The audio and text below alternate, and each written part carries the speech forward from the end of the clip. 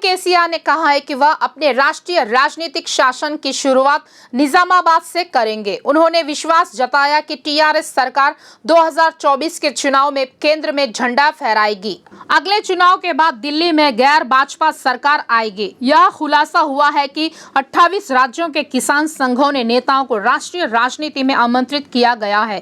केसीआर ने सवाल किया है कि निजामाबाद के नहरों में पानी आना चाहिए या दंगों में मारे गए लोगों का खून बहना चाहिए। केंद्रीय मंत्री किशन रेड्डी ने कहा है कि 17 सितंबर को केंद्र सरकार की ओर से आधिकारिक तौर पर आयोजन किया जाएगा।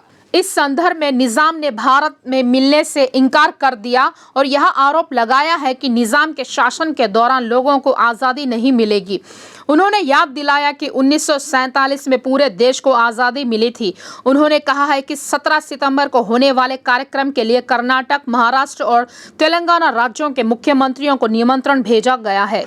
मंत्री केटीआर कोरोना से उबर चुके हैं। डॉक्टरों ने पुष्टि की है कि वह कोविड से पूरी तरह से ठीक हो गए हैं। आज किए गए कोरोना टेस्ट में इसकी नेगेटिव पुष्टि हुई है।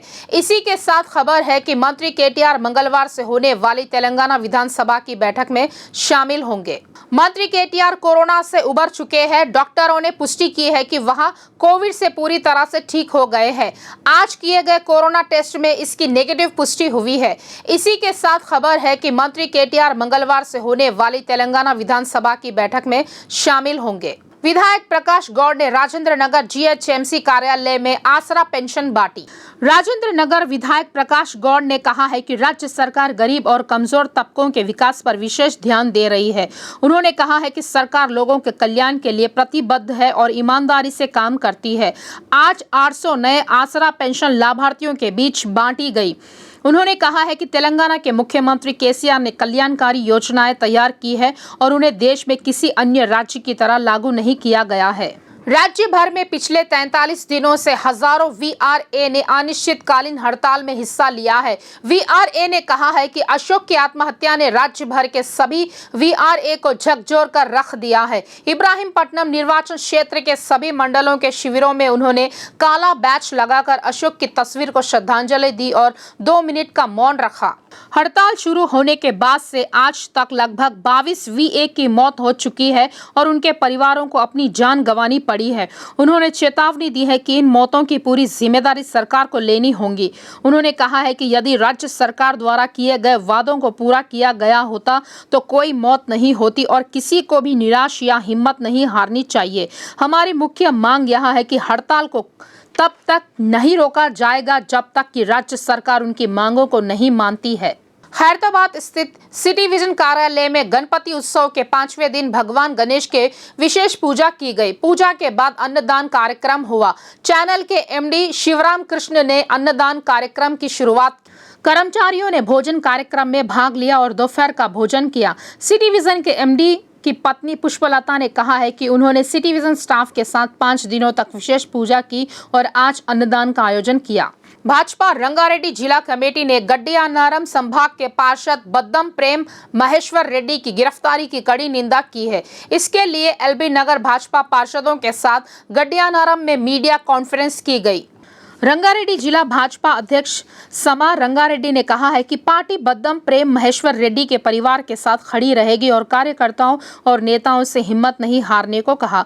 आरोप है कि एलबी नगर विधायक सुधीर रेड्डी के आदेश पर पुलिस ने अपहरण की कहानी में प्रेम महेश्वर रेड्डी को मास्टरमाइंड के रूप में चित्रित किया।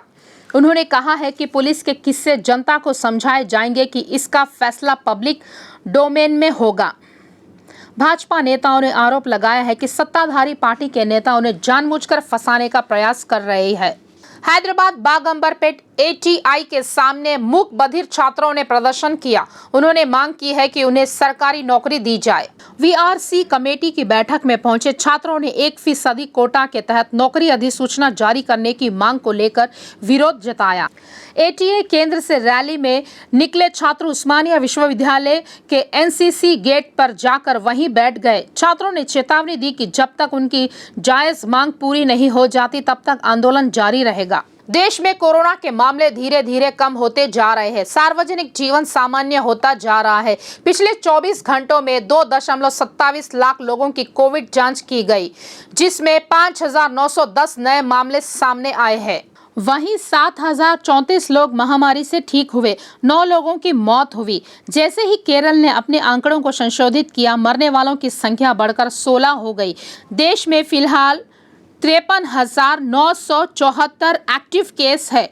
ताज़ा मामलों को मिलाकर अब तक सामने आए मामलों की संख्या 4,44,62,445 हो गई है। हैदराबाद मौसम विभाग ने चेतावनी दी है कि अगले 3 दिनों में राज्य में गरज और बिजली गिरने के साथ भारी बारिश होने की संभावना है। समुद्र तल से हवा का कम दबाव वाला क्षेत्र 0.9 किलोमीटर ऊपर बना। 7 सितंबर को बंगाल की पूर्वी मध्य खाड़ी के ऊपर एक वायु प्रणाली बनाने की संभावना है। इससे अगले 48 घंटों के दौरान पश्चिम मध्य बंगाल की खाड़ी के ऊपर एक निम्न दबाव बनने की संभावना है। यूपी की टीटीडी स्टाफ और एक्ट्रेस अर्चना गौतम के बीच कहासुनी हो गई। इससे जुड़ा वीडियो सोशल मीडिया पर वायरल हो गया है। अर्चना ने स्टाफ पर उनके साथ बदसलूकी करने का आरोप लगाया है। उसने एक वीडियो जारी करते हुए कहा है कि उसने 10,500 रुपए में वीआईपी दर्शन का टिकट खरीदा था और दर्शन के लिए इतना शुल्क लेना अपमानजनक है। टीटीडी स्टाफ ने खुलासा किया है कि यूपी के एक सांसद की सिफारिश का पत्र लेकर भगवान दर्शन करने आई अर्चना बिना लेटर दिए दर्शन के लिए दबाव डाल रही थी। गाइस, मैं बालाजी दर्शन के लिए आई थी। इन लोगों ने मेरे को बताया नहीं कि कल टिकट मिलेगा और आज मेरे पास रिसिप्ट है, टिकट है, मैसेज है। ये लोग टिकट नहीं दे रहे हैं, ये लोग टिकट नहीं दे रहे हैं। ये लोग मुझसे चार्ज कर रहे हैं 10,000 रुपीज। कह रहे 10,000 रुपीज ये लोग चार्ज कर रहे हैं, तब जाके बालाजी दर्शन करने देंगे। ठीक है।